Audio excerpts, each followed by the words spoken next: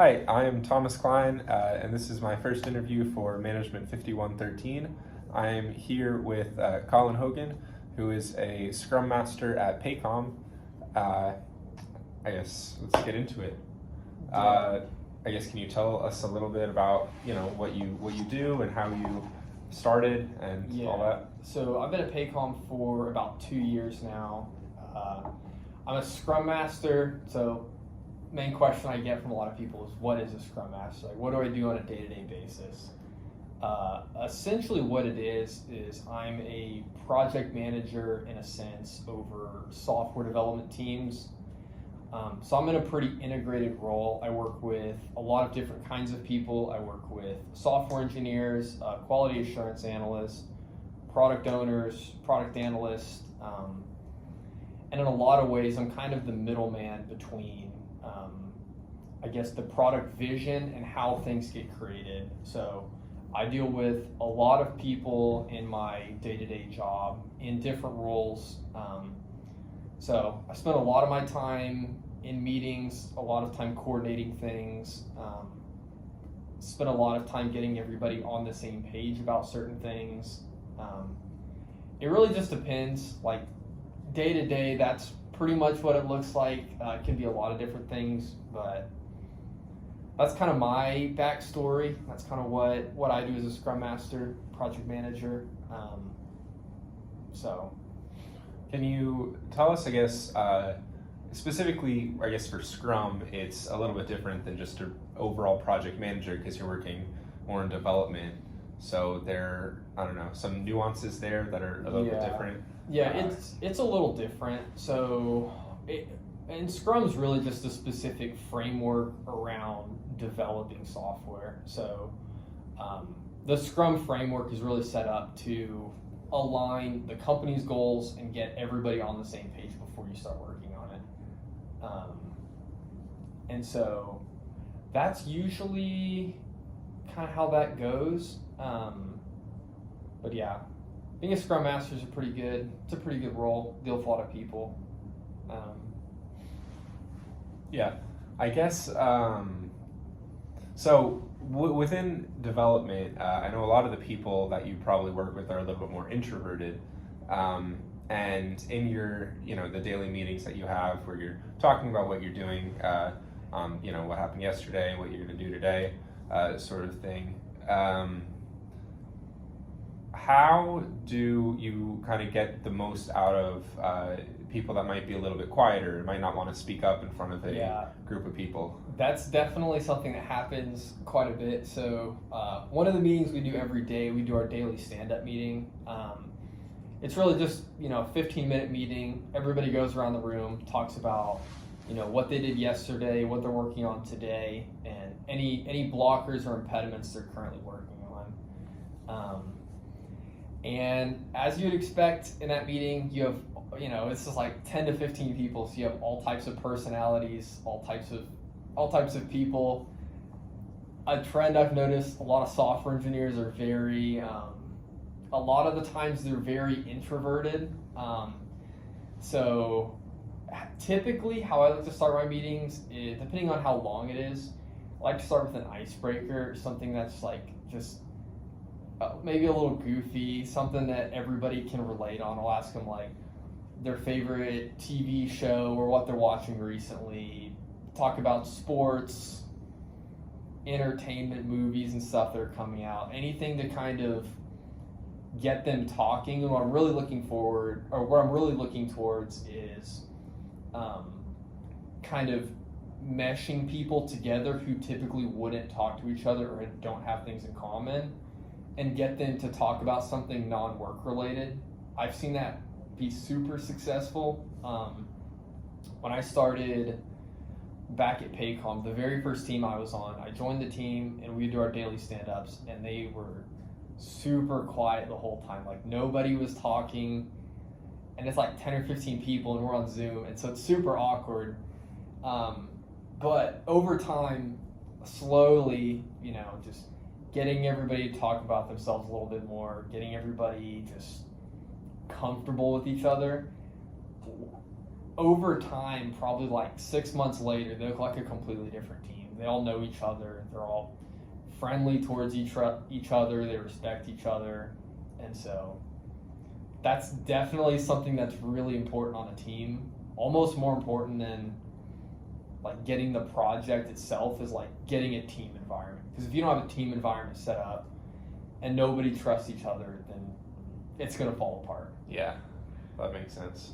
I bet that also lets you kind of, I don't know, you as a project manager kind of get to know them each individually, so you can, I don't know, sort of get to experience their different personalities and see how they work with each other. And does that kind of lead into specific, I guess, stories in Scrum, I guess, are different little deliverables that they all have? When you kind of not assign them out, but when you're working on those tasks, how do you give it to one person over another? Like, do you look at just their strengths as like soft skills, or just their coding experience kind of thing as well? That's a good question. So the way our delivery teams are split up, right? So each delivery team, which is what we're talking about, each team, it's made up of, our developers and our QA. And our developers and QA have to work hand in hand when they're working on something. So the developers work really close with the QA. So product comes with, this is what we want to do. They give it to the developers, and the developers have to work really close with the QA. So that relationship from dev and QA is always when we're trying to bridge. Developers, like these people don't even report to each other. So it is all soft skills, getting the communication going.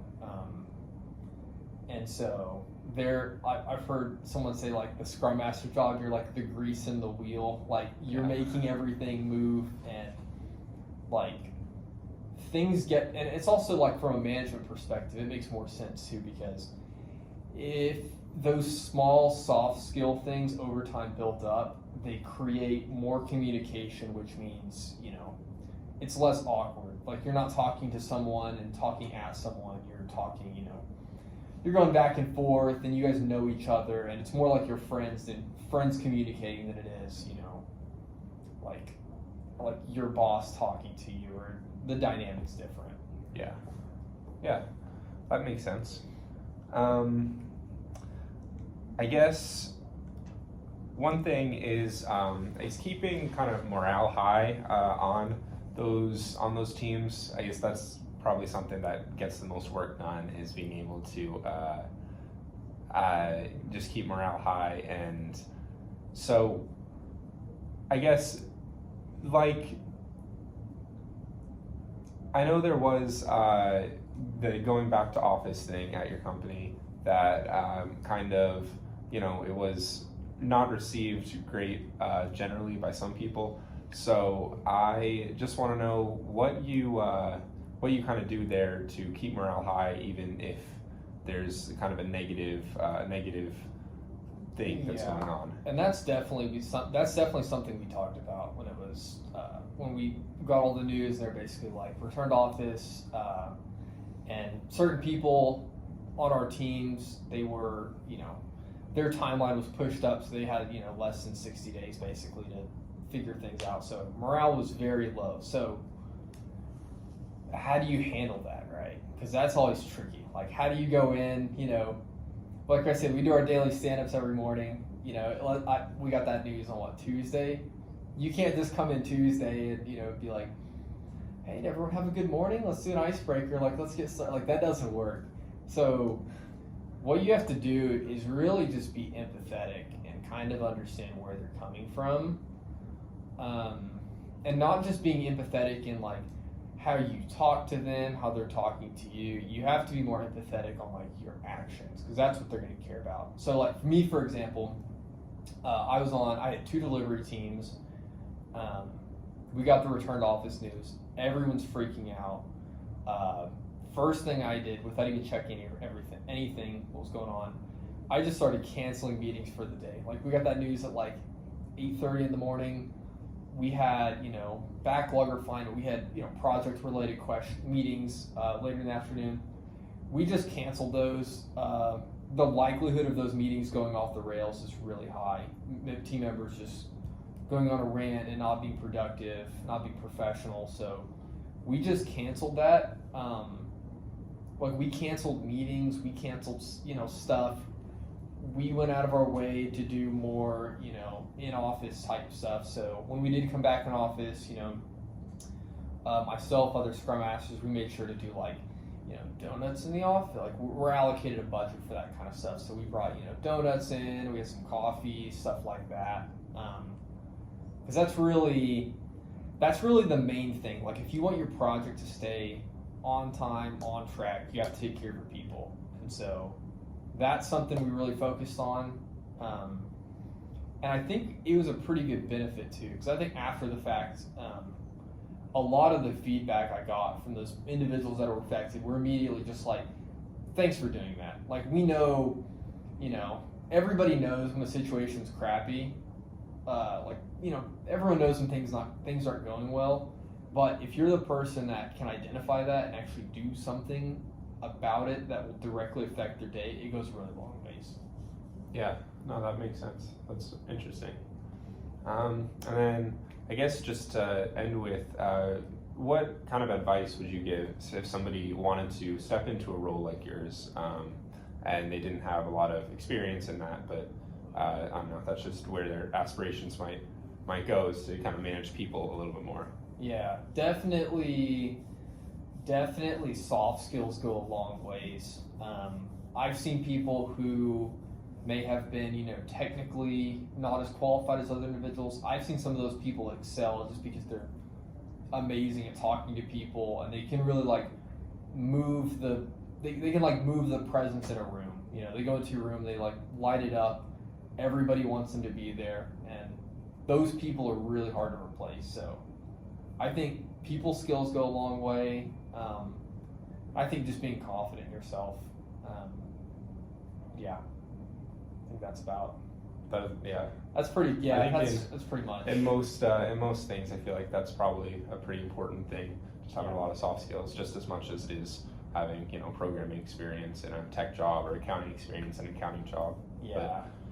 But it's always going to be people in business, right? Yeah, there's always going to be people, and especially as something is like this, software development, it gets pretty down to the nitty gritty and writing code and everything. And so a lot of the time, those software engineers, QA people, they just want someone to joke around with them a little bit and keep things light and keep things moving along for them.